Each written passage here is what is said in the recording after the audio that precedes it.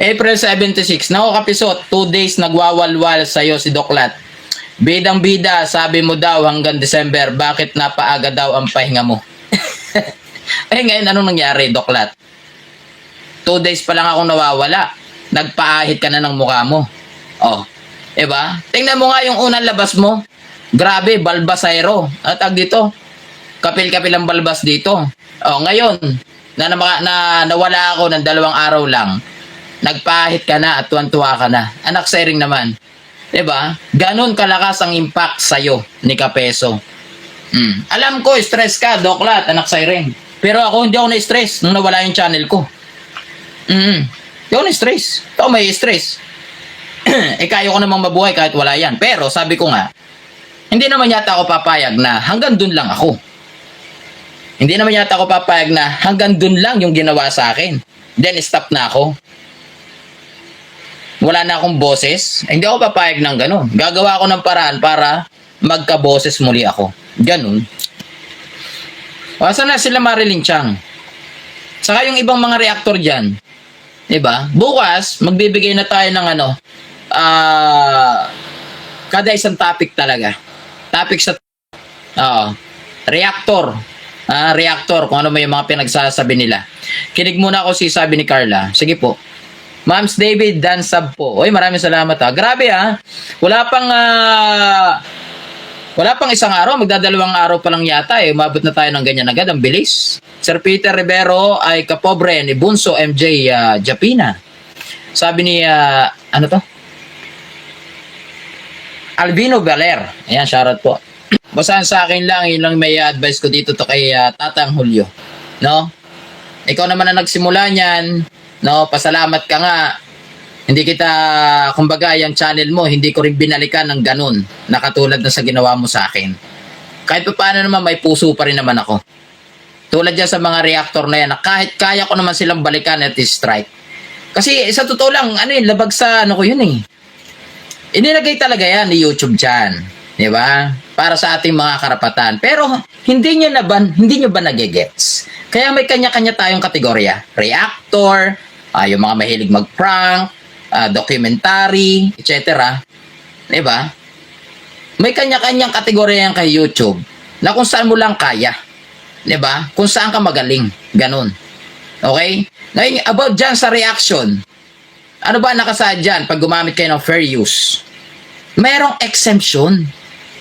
Ha? Merong exemption. Para sa akin, mali yung sinasabi nitong si Tatang Julio about fair. Kaya nga raw fair eh. Balancing paggamit. Okay, ang sinasabi niya, fair use policy. Hindi niya nagigets.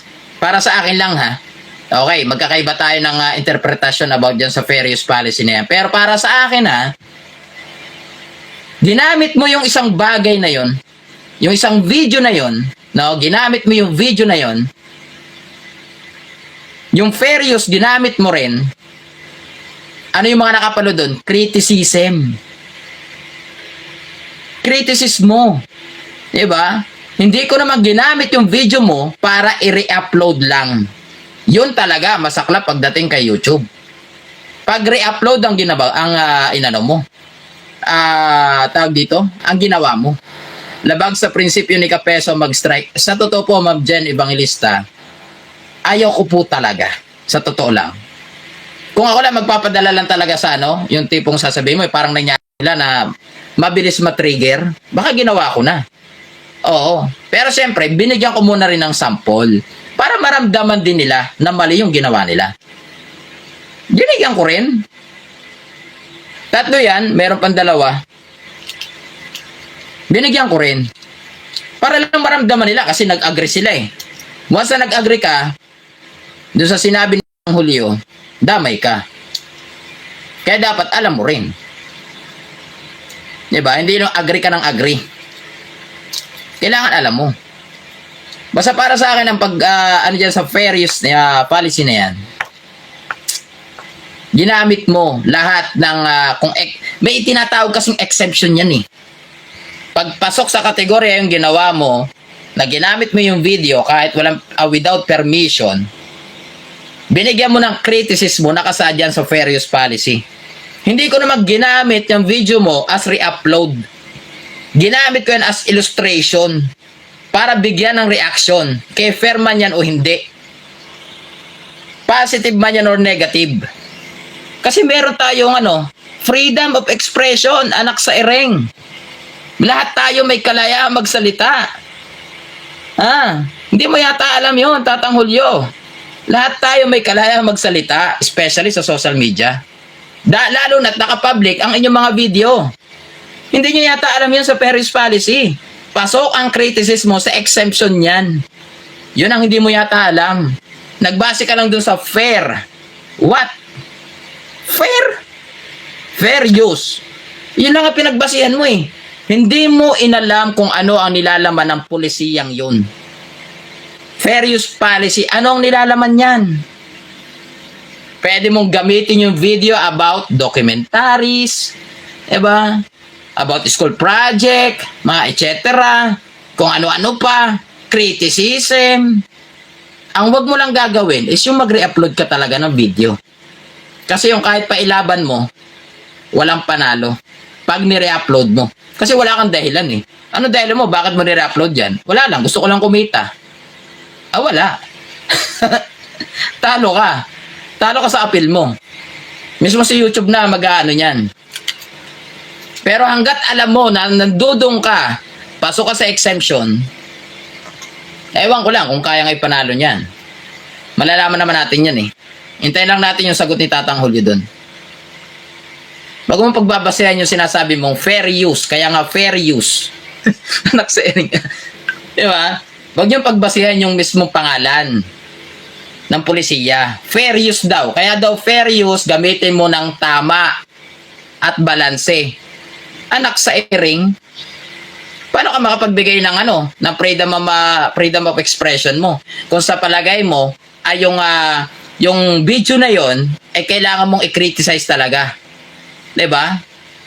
Alam nga naman ang gusto mong mangyari, fair pa rin ang ibibigay mo na reaction. Ano yun? Niloloko mo sarili mo? Kung alam mong may negatibo kang nakita, 'di ba? Alam mong may negatibo kang nakita sa social media, criticize mo. Mali yun? Mali ba yun? Kasi sasabihin mo, o kaya reactor ka, ginamit mo yung video, alam mong may negatibo talaga, gusto mong sabihan mismo, ano to? Nasa Bill of Rights yan, nasa 1987 Constitution, Article 3, Section 4, July, akala ko yung mismong buwan eh. Alam niya yan. Sabi nga ni Marilyn Chang, matalino, di ba? O basta matalino ka, alam mo yun. Hindi na para ipaliwanag pa dyan, burn opinion. Kasi alam niya yun, panigurado. Di ba? Gagamit ka ng isang video. Ano sabi dun sa, sa fair use policy? Without any permission, namit mo dun sa exemption. Ano yung mga exemption na yon? Pagbibigay mo ng kritisismo, freedom of expression. Nire-upload ko ba yung video mo? Hindi. 'Di ba? Ginamit ko as illustration, as example para mailabas ko yung freedom of expression ko. Ayon doon sa video sinasabi mo. Ibig sabihin, sinasagot ko lang kung ano yung mga sinasabi mo as paratang. Like, bagsak ang negosyo ko. Walang benta ang negosyo ko, kaya bumalik ako sa YouTube. So, anong gusto mong mangyari? Fair ang gagawin ko? Sa sinasabi mong fair use? Gamitin ko yung video mo na balanse lang? Paano ko babalansehin yun? Hindi mo nga binalanse yung paratang mo. Parang hirap naman yata nun, Tatang, kung ganon yung explanation mo. Ang babaw nun, para sa akin. Diba? Gusto mo na doon sa banat mong ganon, fair yung magiging sagot ko? Ano kung sisira ng ulo? Diba? Siyempre, sasagutin ko yung kung ano yung naaayon sa banat mo. Bumanat ka ng ganon sa negosyo ko natural, sasagutin ko yun. Na may kasamang pag-criticize. Diba? Alam nga naman sabihin ko na tawag dito. Ayan ha, Tatang Julio. Gagawin ko gagamitin ko yung video mo ha. Magpapaalam pa ako sa iyo. Gagamitin ko yan, Tatang Julio ha. Ngayon, gagamitin ko ang fair use. Sinabi mo dyan na bagsak yung negosyo ko, walang benta ang negosyo ko, kaya bumalik ako sa YouTube. So, ang sasabihin ko dun fair? Paano naging fair? Hindi ka nga fair. Anak sa iring, unfair ka. Huwag mong gawing fair yung unfair.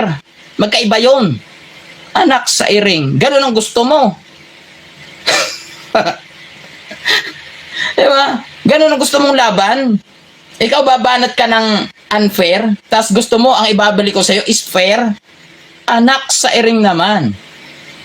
Saan ka nakita ng ganun? Diba? Saan ka nakita ng ganun? Bumanat ka sa negosyo ko, tapos gusto mo maging patas ako pagdating sa'yo? O sisiraan ng ulo? Ano kung nasisiraan ng ulo? Gusto mong ibalik ko sa'yo is patas lang, pero ikaw hindi naging patas pagdating sa akin? Oh my God. Sabi nga ni Marilyn Chang, edukado ka. Diba? Tanungin kita, tama ba yun?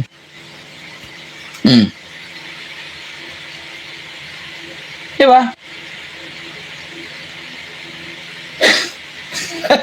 Mahirap maging fair kung unfair ka.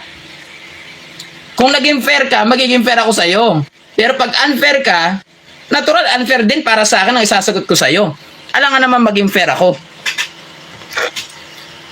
Unfair na nga yung banat mo, gusto mo maging fair yung banat ko sa'yo? Ano yun?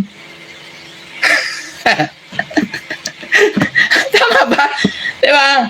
O, pakipress one niya. O, tama ba yun? Ang gusto niya mangyari, kasi ginamit ko rin yung video niya. Okay, ginamit ko yung video niya, nagpaliwanag ako doon, sinagot ko lahat ang dapat kong sagutin. Tama ba yun? Na doon sa nilalaman ng video niya is unfair siya about sa aking negosyo na hindi naman dapat kasali sa argumento. Tapos ang gusto niyang gawin ko, pag ginamit ko yung video mo, fair pagdating sa'yo, hindi ka nga naging fair unfair ka nga.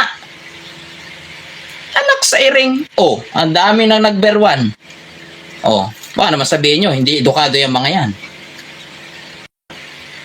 Alam din nila yung tama at mali. Diba? Alam niya yung tama at mali ng mga taong nanonood sa atin. Majority win sa madaling salita. Ibig sabihin, tingnan mo naman.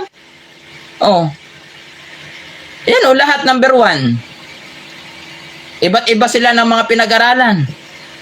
Iba't iba sila ng profesyon sa buhay. Pero tingnan nyo, nag-number 1. Iba't ibang tao yan May kanya-kanya. Baka nga may doktor dyan. Diba?